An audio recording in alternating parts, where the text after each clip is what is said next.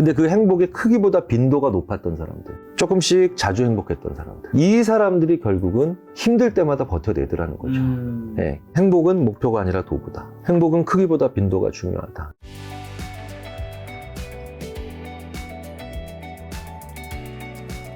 요즘 MBTI도 큰 인기 끌면서 사람들이 이제 알파벳 네 글자로 서로의 성격 짐작하고 네네. 평가하는 일들이 많아졌고, 저도 뭐 어디 술자리든 어디 가면 이제 MBTI 김 작가님 뭐예요? 이런 거 많이 물어보고 하던데, 이런 현상 심리학자로서는 좀 어떻게 보시는지, 이게 과연 또 그리고 정말 맞는 건지. 옛날에는 혈액형으로 많이 했던 것 같은데 요즘에 진짜 MBTI로 많이 넘어갔더라고요. 혈액형으로 옛날에 성격을 얘기했다라고 네, 대학생들이나 아니면 중고등학생들한테 얘기해주면 네. 진짠가 봐. 옛날에 그런 얘기 하더니. 요즘 이제 혈액형 별로 안 그런 중요하군요. 네. 사실 과학적으로 아무런 의미는 없죠. 물론 상관이 0이라고 할 수 있는 것도 없지만, 수치상 통계적으로 상관이 완벽한 0도 어렵겠지만 사실은 뭐 그게 상관이 있다고 믿는 분은 안 계시죠. 혈액형을 왜 우리는 성격과 상관이 있다고 꽤 오랫동안 생각을 해왔느냐도 또 한참 동안 말씀을 드릴 수 있는 주제인데, 간략히 말씀드리자면 2차 세계대전 때 일본에 온, 의외로 그때 유태인들이 왔었어요. 유태인들이 되게 재밌죠. 미국이나 남미로 피난 간 게 아니라 의외로 유태인들이 2차 세계대전 때 독일의 나치의 박해를 피해서 일본으로 도망간 유태인들이 있어요. 우리가 잘 모르죠. 근데 지금 생각해보면 말도 안 되는 거죠. 왜냐면 독일이랑 일본이 동맹국이었는데, 좀 느슨하긴 했지만 그거 어떻게 글로 도망갈 생각을 했을까. 전란 중이니까 뭐 이게 방향을 어디로 가야 되느냐. 정신이 없으니까. 네, 정신이 없죠. 게다가 미국엔 독일계가 많이 살고 있으니까. 남미에도 그렇고. 그래서 유태인들이 어디론가 도망을 가야 되는데 일본으로 갔는데, 그때 일본도 좀 황당했다라고 얘기를 합니다. 이게 어디에서 주로 자세히 상술되어 있냐면, 로버트 치알디니의 초전설득이라고 하는 책에 자세히 상술되어 있는데, 네, 제가 번역자라서 제가 잘 알아요. 그 번역자를 좀 자세히 보시지. 잘 못 봤습니다. 근데 원저자만 그 책이 워낙 두꺼운 책이라서 네, 진짜 맞아요. 번역하다가 정말 진짜 힘들었는데, 막 휴가지에 가서도 계속해서 막 왜 방송국에서 쪽대본 나간다고 할 정도로 계속 번역을 한 적이 있었는데, 근데 그때 유태인들이 일본 군부를 설득을 하죠. 왜 독일이 우리 유태인을 죽이려고 하냐면, 우리에게 아시아계의 피가 흐른다. 그 사실로 죽이려고 한다. 근데 일본 군부가 그 얘기 듣고, 진짜! 실제로 상당한, 그래서 전쟁 끝날 때까지 유태인들을 그냥 그대로 해치지 않고 그냥 놔뒀어요. 실제로 그래서 그게 실제 일본에 살고 있는 유태계의 뿌리가 됐다, 커뮤니티의 뿌리가 됐다라고 보는 그런 향토사학자들도 있는데, 어쨌든 그때부터 일본이 그 전후로 혈액형과 성격이 상관이 있나? 라는 얘기들이 자꾸 돌기 시작했고요. 그런 설이 존재합니다. 이게 일본에서 시작된. 그렇죠. 그래서 전 세계에서 혈액형과 성격이 상관이 있다고 믿는 나라가, 왜냐면 우리가 또 일본 거를 많이 자주 수입했으니까. 그 나라가 일본과 우리밖에 없어요? 네. 중국은요? 거의 몰라요. 근데 두 나라예요, 두 나라. 근데 또 재밌는 건 우리나라 별자리는 안 믿잖아요. 그렇죠. 별자리는 약간 서양 아닌가요? 네, 그러니까요. 또 재밌는 건, 근데 우리 또 별자리가 뭔지도 몰라. 미국 학생들은 혈액형이 뭔지 잘 몰라요, 심지어. 본인 혈액형. 자기 혈액형이 뭐냐라고 하면, 잠깐만 하고 드라이브 라이센스 있잖아요. 운전면허증 보고, 나 뭐 이렇게 하는 학생들도 많아요. 실제로 미국에서 석사인가 박사 하셨잖아요. 그쵸. 네, 그래서 되게 재밌는 건, 미국 학생 중에 하나가 저한테 놀리더라고요. 니네 뭐 혈액형이랑 무슨 뭐 성격이 상관이 있다라고 믿는 사람들이 그렇게 많다며. 그래서 제가 별자리, 똑같아. 어느 나라나 미신이나 아니면 근거화되지 않았지만 사람을 범주별로 이해하려고 하는 건 존재해. 범주별로 이해하려고 하는 것. 그래서 어느 나라나 사람을 범주로 넣고 싶은 건 있어요. 그러니까 만약에 제가 도구가 다를 뿐이군요. 그러니까 그분은 누구야? 라고 했을 때 그분은 이런 타입이야. 편하잖아요. 운반하기가 편하지. 그렇죠. 대화를. 네, 정신적으로 운반하기가 편하다고요. 그러니까 만약에 그 사람은 ENTP야 라고 하면 ENTP는 운반하기 편하죠. ESTJ야. 네네네. 근데 이 사람은 뭐 보통 활발한 편이지만, 근데 그렇다고 해서 사람들과 늘 대화를 즐기는 건 아니고, 복잡합니다. 그러니까 이런 거는 운반하기 힘들죠. 그러니까 이렇게 패키지화해서 운반하기 편하기 때문에 우리의 편의가 상당 부분 그런 걸 하는 거예요. 그게 이제 예전에 혈액형에서 이제 혈액형 몇 개 타입이 없죠. 근데 여기 훨씬 버라이어티가 16가지나 패키지를 주니까, 그래서 가지고 다니기 편하죠. 가방에 넣어 갖고 다니기 편하죠. 이 마음의 가방, 머리의 가방에 넣어 갖고 다니기 편한데, 물론 혈액형처럼 근거가 없진 않죠. 그런데 본인 체크하는 거니까. 요는 모든 자가보고식 검사는 회상을 필요로 하죠. 나는 이제 회상. 그러면 12살 때를 회상하는 것보단 내가 만약에 30살이라면 27살 때를 회상하기가 더 낫죠. 그렇죠. 그리고 그게 더 현저하죠. 현저하죠. MBTI는요, 성격 검사라고 보기보다는 이전에 3, 4년 동안, 오늘을 기준으로 지난 3, 4년 동안 내가 어떤 사회적인 네. 모습으로 살았나, 이걸 보여주는데 참 적합한 검사예요. 그래서 제가 오남용이 되기 쉬운 검사다. 검사가 나쁘다는 게 아니라 오남용 되기 쉬운 검사다. 제가 이런 표현을 많이 씁니다. 안약을 눈에 넣으면 좋은 약이지만 입에 넣으면 안 되거든요. 오남용되는 거죠. 그렇죠? MBTI가 오남용되기 좋은 검사인 이유는 네. 검사 자체가 매력적이고 간편해서 그래요. 네. 그러니까 MBTI는 같은 문제를 가지고도 전혀 다른 사회적인 그런 전략을 구사하는 사람들의 유형이에요. 문항들을 자세히 살펴보면 그렇게 되어 있습니다. 그래서 심리학자들이 연구를 할 때 논문에서 MBTI를 성격 검사로 쓰지는 않는 거예요. 성격의 정의가 뭐냐? 그 사람의 잘 변하지 않는 특징. 잘 변하지 않는 특징이죠. 네. 기질. 잘 변하지 않는 굉장히 안정적인 특징이 성격인데 네. MBTI는 굉장히 자주 바뀌어요, 사람들이. 해보면. 저는 1993년에 처음 해봤거든요. 93년에요? 예. 뭐 이렇게 놀라세요. 그때 진짜. MBTI가 있었어요? 있었어요. 자꾸 놀라지 마시라니까. 아니, 김 작가님도 지금 굉장히 보는 분들에 따라서는 굉장히 올드한 분이에요, 지금. 네. 그렇게 빨리 하잖아 싶었어, 저는. 심리학과니까. 그 검사를 거의 국내에 소개될 때 보게 되죠. 그때 ISTJ 나왔어요. ISTJ. ISTJ 나왔고, ISTJ가 또 한 번 96년에 받았을 때도 나왔고, 저는 ESTJ입니다. 네. ESTJ. I랑 E만 다르네. 네. 그 다음에 98년에 받았을 때는, ESTJ로 바뀌었어요. 근데 96년에 왜 ISTJ로 나오는지 아세요? 네, 제가 이제 초임 장교 시절이에요. ESTJ, 제대 직전이야. 네, 제대 직전에 뭐 이러고 다닐 때죠. 거의 자기가 국방부 장관급인 줄 아네. 네. 말년 장교. 네네. 물론 이제, 말년 병장만큼의 위세는 아니지만 어쨌든 이로 살짝 바뀌더라고. 되게 재밌는 건 미국에서 또 한번 해보니까 ENTP까지, INFP, 뭐 별의별 게 지금까지 한 6개, 7개 나왔을걸요. 근데 또 얼마 전에 보니까 또 ISTJ 자주 바뀌죠. 그럼 왜 바뀌겠어요? 성격이라기보단 내 성격에 기반해서 내가 어떤 사회적 기술을 주로 구사하고 있느냐, 최근에 나의 사회적 얼굴이에요. 뭐 그런 면으로는 아주 참 좋은 검사예요. 검사. MBTI가 좋은 검사입니까? 나쁜 검사입니까? 이 질문도 좀 위험한 질문이죠. 왜냐하면 어떻게 사용하느냐에 따라서. MBTI라는 검사 자체가 홈스쿨링을 하는 과정에서 엄마가 딸에게 이렇게 세상엔 같은 문제를 다양하게 푸는 16가지의, 최소한 16가지의 다양한 사람들이 저 외 바깥 세상에 있어. 홈스쿨링 하니까. 알려주기 위한 일종의 게임이었어요. 일종의 게임이야. 사회적 게임이었던 거죠. 그런데 그 사회적 게임을 잘 우리가 맞게 쓴다면 뭐냐? 같은 문제를 가지고 이렇게 다른 사람들이 있을 수 있겠구나. 근데 우리는 성격 검사로 너는 이거야. 규정하는 거 좋아요. 낙인을 찍는 거야. 그러니까 원래 그 검사의 개발자가 굉장히 속상해할 만한 일들이 벌어지는 거죠.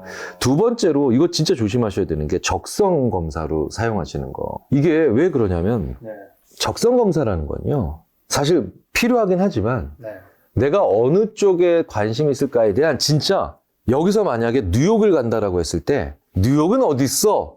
이 정도를 보면서 시작하는 그런 주의를 환기시켜주는 역할이지 그 사람의 직업의 세부적인 특징을 내가 이거대로 배치를 해? 적성검사가 굉장히 따로 있어요. 그건 전혀 다른 성격의 검사고요. 그것조차도 완벽하게 사람을 그 자리에 제자리에 배치하는 거에는 상당한 제한점이 있어요. 자, 생각해보세요. MBTI에서 특정 MBTI는 야구선수를 할 수 있다. 야구선수가 좋다. 뭐 심지어는 그것도 아니에요. 운동선수래. 생각해보세요. 방금 전에 말씀하셨죠. 왜 축구보다는 테니스를 좋아하세요? 벌써 얘기하셨잖아요. 축구는 몸을 서로 부딪히고 서로 심지어는 서로 싸우기도 하고 반칙도 하고. 근데 테니스는 자기 혼자 훨씬 더 자기 내부적인 측면에 더 초점을 맞추고 한다. 어떻게 축구 선수와 테니스 선수가 같은 특징을 가지고 있겠어요? 운동을 하지만 전혀 다른 성질의 운동으로 묶인 거죠. 그렇죠. 그래서 대부분 테니스 선수들과 축구 선수들이 있을 때 전혀 진짜 달라요. 평균적으로도 다르고 많이 달라요. 그런데 어떻게 운동선수라고 하는데 집어넣겠어요? 말도 안 되는 거죠. 16가지의 이 단순한 유형으로. 게다가 이 운동의 도메인도 다양한데 종목으로 가도 여전히 문제가 심각해집니다. 야구 선수 그 안에서도 야구에서 투수, 그쵸, 타자, 포수, 외야수, 야수 다 다르잖아요. 정말 특징이 달라요. 게다가 같은 포지션에서도 또 마무리형과 선발형이 다르고 또 그 선발형에서도 완투형과 또 그쵸? 또 퀄리티 스타트형이 다르고 뭐 다 달라요. 그 복잡한 인간의 세상을 이걸로 맞춰? 말도 안 되는 거죠. 요거는 뭐 중요한 건 아니지만 제가 옛날부터 가진 의미라서 교수님 통해서 한번 해결하고 싶어서 혈액형이든 MBTI든 사실 남자보다 여성분들이 좀 이야기를 더 재밌어 하잖아요. 더 많이 물어보고 요거는 왜 그런 거예요? 원래 여성분들이 인간에 대한 얘기를 좋아하잖아요. 인간에 대한 얘기를. 그래서 그것 자체는 오히려 마음은 운반하기 쉽고 사람을 간편하게 얘기하기 쉽지만 여성분들이 그걸 더 많이 즐기는 건 여성분들은 인간에 대한 얘기, 사람에 대한 얘기를 좀 더 많이 하니까 거기에 더 뿌리기 좋은 MSG가 되는 거죠. MSG가. 근데 반대로 그 얘기를 듣고 이제 또 오히려 낙인 찍기를 하는 사람들이나 우리 회사는 ENFP는 안 받습니다. 라고 하는 사람들은 오히려 남성일 수도 있죠. 남성일 수도 있죠. 그러니까 어느 한쪽, 제가 참으로 젠더에 대한 얘기를 할 때 항상 실소나 쓴웃음을 자야 되는 게 뭐냐면 걔네들이 그거 쓰잖아 라고 하면 그거 갖다가 잘못 쓰고 또 다른 잘못 쓰는 관계를 보면 다 똑같아요. 똑같거든요. MBTI는 내가 지난 3년 동안 어떤 사회생활을 했나 그걸 되돌아보는데 최고로 좋은 거죠. 그럼 여자가 인간에 대한 얘기를 하는 걸 좋아하면 남자는 어떤 대화를 좋아하는 거예요? 용건. 목적형이라는 거죠? 네. 그러니까 어떻게 그렇게 이분화될 수 있겠습니까만은 평균적으로 보면 이런 연구가 있어요. 그 제이미 페니베이커 교수가 이게 사이언스인가 네이처에 발표됐던 논문인데 Are really women talkative than men? 제목이 이랬을 거예요, 아마. 그러니까 정말 여성은 남자보다 더 수다스러운가. 근데 실제로 여기다 다 채웠어. 그때는 스마트폰도 없었던 시기였기 때문에 채웠어. 녹음기 같은 걸 채워서 하루에 대화하는 양, 일주일에 대화하는 양 이런 걸 다 양을 봤더니 남성이랑 여성, 남성 차이가 없더라는 거예요. 심지어 약간 남성이 더 수다스러워요. 말을 많이 해요. 근데 수다스럽다라는 걸 말의 양으로만 치자면. 그러니까 우리의 상식을 깨는 거죠. 상식이라기보단 고정관념을 깨는 거죠. 근데 되게 재밌는 건 하루에 평균적으로 쭉 여성은 하루에 걸쳐서 평균적으로 대부분 이렇게 비슷한 양의 말을 계속 하는데 남자는 지가 필요할 때 아니면 용건이 있을 때 용무가 있을 때 갑자기 말을 막 집중적으로 했다가 하고 어떤 식으로 보자면은 힘들어서 그럴 수도 있고 어떤 식으로 보자면 뭐 귀찮아서 그럴 수도 있고 그런 차이가 있죠. 근데 되게 보면 이탈리아가 의외로 아주 안정적인 장수 국가거든요. 그리고 이탈리아는 남성도 장수하는 걸로도 유명해요. 근데 관련된 연구들을 이렇게 보면 심지어 이런 연구자들도 있어요. 이탈리아 남성의 장수하는 이유는 말을 많이 한다. 그런데 말을 많이 한다가 뒷담화 같은 거 많이 하면 안 되죠. 불필요한 말 많이 하면 안 되죠. 근데 불필요한 말이 아니라 목적 없는 말. 그냥 하는 얘기들. 싱거운 얘기들. 네. 그러니까 남한테 상처도 안 주고 특별히 불쾌감도 안 주는데 싱거우면서도 그냥 용건 없는 얘기들을 많이 하니까 뇌가 휴식하고 빈 공간을 찾더라는 거예요. 그렇죠. 네네. 그러니까 우리가 왜 남 뒷담하면서 혹은 왜 남에게 희롱되는 말하면서 혹은 남에게 혹은 주위 사람들에게 문제가 되는 말을 하겠어요. 그 목적이 있으니까 하는 말들 중에 이런 게 있습니다. 그렇죠. 그러니까 별뜻 없이 평상시에 그냥 싱거운 대화를 많이 하는 사람들이 심지어 장수한다 이런 얘기까지도 있어요. 그러니까 말을 많이 하는 건 문제가 생깁니다. 말이 항상 모든 화의 그 시작입니다. 그렇죠. 이런 분들 있죠. 맞는 얘기예요. 근데 그분들이 말하는 말과 지금 여기서 하는 말은 좀 다른 거예요. 네네. 그래서 별뜻 없이 싱겁게 하는 말들 많은 거 있죠. 네, 이런 거는 참 좋아요. 재밌습니다. 아까 근데 유튼 얘기를 해서 제2차 세계대전 당시에 나치 독일의 잔혹한 만행으로 아우슈비츠 수용소에서 수많은 사람들이 목숨을 잃었지만 끝까지 살아남은 사람들 어떻게 살아남는지 이번에 또 마음이지의 요책에도 나와 있던데 어떻게 살아남은 건가요? 그러니까 이게 뭐 이를 악물고 살아남은 것 같진 않죠. 왜냐면 이를 악물어보면 너 나와 이랬을 테니까. 나중에 보니까 의외로 고연령대가 많았더라는 거예요. 이 지옥에서 2년 3년 이상 버텨낸 사람들이 나이가 많은 분들이요? 네, 꽤 있었더라는 거죠. 그러니까 더 젊고 더 건강한 사람들 위주로만 살아남은 게 아니라는 사실에 도대체 뭐지? 신기하네. 네, 라고 했던 게 바로 뭐냐? 1차적으로 밝혀진 사실은 오로지 죽지 않으려고 했던 사람들은 대부분 빨리 죽었고 살아야 될 이유가 있는 사람들은 상당히 잘 버텼는데 살아야 될 이유가 바로 어디서 만들어지는가를 봤더니 그 전의 삶, 아우슈비츠에 끌려 들어오기 전에 나치가 박해를 시작하기 전에 사람들이 행복이 있었다는 거죠. 행복한 사람들. 근데 그 행복의 크기보다 빈도가 높았던 사람들. 그러니까 크기가 중요한 건 와, 막 거대한 불을 일군 이런 유태인들이 아니라 조금씩 자주 행복했던 사람들. 이 사람들이 결국은 힘들 때마다 버텨내더라는 거죠. 네. 그리고 그래도 잠깐 일어나서 몸을 움직여서 죽지 않고 그래도 조금 소량의 음식을 먹고도 버티고 뭐 이런 것들이 있어서 행복이 얼마나 중요한 도구냐. 그 연세대학교 심리학과의 서은국 교수님이 행복의 행복의 기원이라는 기원. 책에서 아주 뭐 제가 심리학자들도 다 읽어야 되는 심리학책이라고 보통 얘기를 드릴 정도로 좋아하는 책인데 거기에 보면 행복은 목표가 아니라 도구다. 네. 행복은 크기보다 빈도가 중요하다. 이런 얘기들 나오죠. 제가 이런 얘기들을 받아서 쭉 검토를 해보면 진짜 참으로 맞는 얘기예요. 참으로 맞는 얘기입니다. 근데 행복 크기보다 빈도. 요즘 같은 경우는 자본주의 사회에서는 뭔가 경제적 자유, 부자라는 키워드가 이제 요즘 최근 몇 년 사이에 엄청 치고 올라왔잖아요. 그만큼 뭔가 부의 크기, 어느 정도 경제적 자유, 이 크기가 내 행복의 크기를 좌우한다 생각하시는 분들도 많을 것 같은데, 근데 그 길로 가다 보면 작은 행복들을 어떻게 보면 좀 버려야지 그거를 얻을 수도 있고 한데, 어떻게 해야 될까요? 이 작은 행복. 그러니까 소확행이랑 좀 달라요. 그러니까 소확행이랑 상당히 겹치는데 네네. 행복의 크기보다 빈도를 높이라는 얘기는 네가 언제 작은 것 가지고도 행복해지는가를 잘 알고 있으란 얘기예요.